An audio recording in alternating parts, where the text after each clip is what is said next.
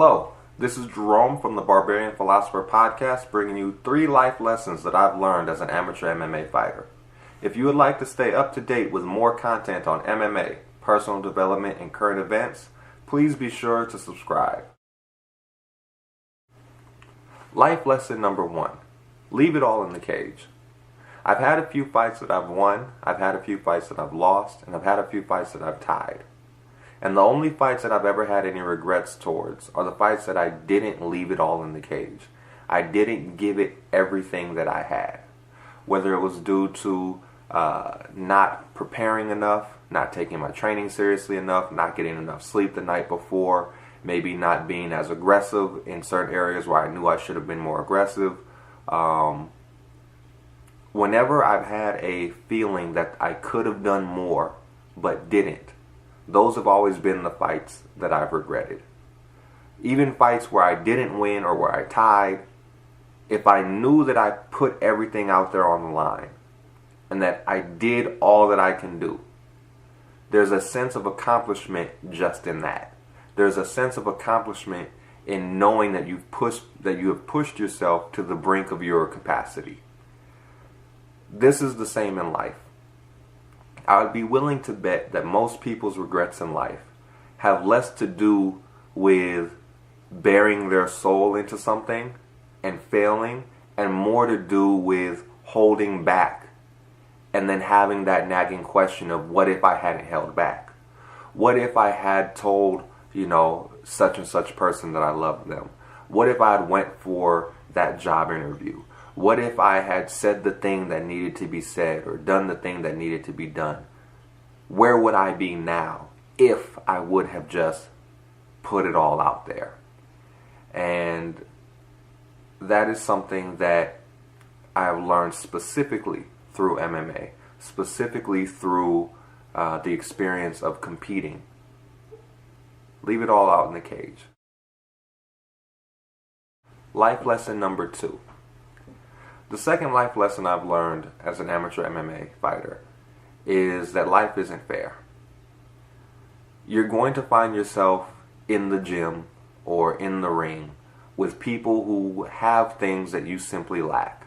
You're going to find yourself sparring or competing against guys that are faster, stronger, more technical, just all around tougher than you are. Whatever the scenario is, you will find yourself in situations where somebody has an advantage over you. And it's not fair. But by coming to accept that, by learning how to deal and embrace the fact that life isn't fair, it then opens up the window for you to find ways around whatever advantage that person has. Everybody has something that they can use to their advantage. So I'll give an example. We had a guy at the first gym I started training at.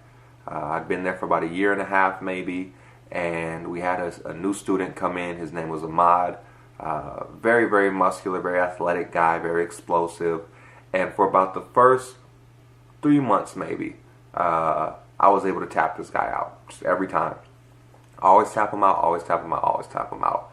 And then after about 3 months, we started stalemating each other. And then after about maybe a month of stalemating, he started getting most of the taps. And this was just due to his athletic prowess. And I remember one day he managed to get my back, and he got me in some kind of crazy neck crank. It wasn't even like a legit move. It was just something he made up in the spur of the moment. And just out of pure brute force, he was able to get the tap. And it really, really pissed me off and aggravated me. And I felt like, gosh, it's not fair. This guy's so much stronger than I am, so much more athletic than I am, that with just the little bit that he's learned in 3 months, 4 months, he's already kind of nullified what it took me 1.5 years to learn. And it pissed me off to the point that it motivated me to start working out outside of the gym, to start doing, some calisthenics and some lightweight workouts when I wasn't at the gym. And after about a month of doing that, I found myself now again regaining the upper hand and tapping them out more, and being the more dominant grappler again. And that was a very crucial life lesson for me as I was able to take that and start applying it to other things. How I was doing at work, how I was doing within my relationships, how I was doing with whatever I was doing in life. Stop waiting or expecting for things to line up in a fair way. Just embrace the fact that people are going to have advantages over you. There are going to be people who were born into a much more cohesive family unit than you were.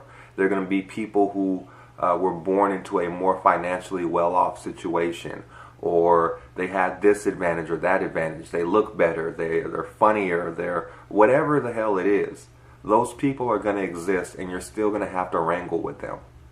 So focus less on why it is or isn't fair, and just accept it, and then take that energy that you would have spent focusing on why it isn't fair and focus that on how can I get around it. How can I strengthen my weak points and highlight my strong points in order to compensate for the areas where this isn't fair. Life lesson number 3, embrace failure. Out of all 3 of these, I think this has been the most impactful in my life. When you first come to a jiu-jitsu gym or a boxing gym or a Muay Thai gym or whatever gym you go into, assuming you have no previous history in a martial art, you're going to spend the first 3 to 5 months just getting ragdolled and choked out or beat up or punched up or head kicked or whatever the scenario is. That's just how it goes. For your first few months, you fucking suck. You suck, and you're going to fail on top of failure, on top of failure, on top of failure. Because that's just how it goes. You're new, and you don't know any better. However, by accepting that failure, by embracing those 3, 4, 5, 6 months of failure, you end up paying the dues and getting the necessary reference experiences that you need in order to move to the next level. Failure is the entrance fee to get into club success. And by having a society, which I believe we do now, where coaches, parents, and just the general public at large robs its individuals of learning how to deal with failure in an efficient and healthy way, you take away from them the opportunity to have the necessary failure experiences that it takes to learn what to do properly. You rob them of the experience of getting better and of pushing through your shitty phase into the successful phase. There's nobody who is a master at anything who hasn't put in years and years of just completely sucking at it first. But by having this expectation that I'm just going to walk in and I'm going to be the whiz, the genius that comes in and just gets it instantly and goes from where I am to where I want to be overnight or without any kind of difficulty, you set up these unrealistic expectations. And I think those unrealistic expectations are far more accountable for people becoming deflated and losing interest in things that they could have been really good at than just the failure by itself. It's not the failure that deflates them. Rather, it is their lack of ability to embrace and accept failure in a healthy way. These have been my 3 life lessons that I've learned as an amateur MMA fighter. Please comment in the comment section below. Let me know what you think. Let me know whatever life lessons you guys have learned in your experience within the martial arts world.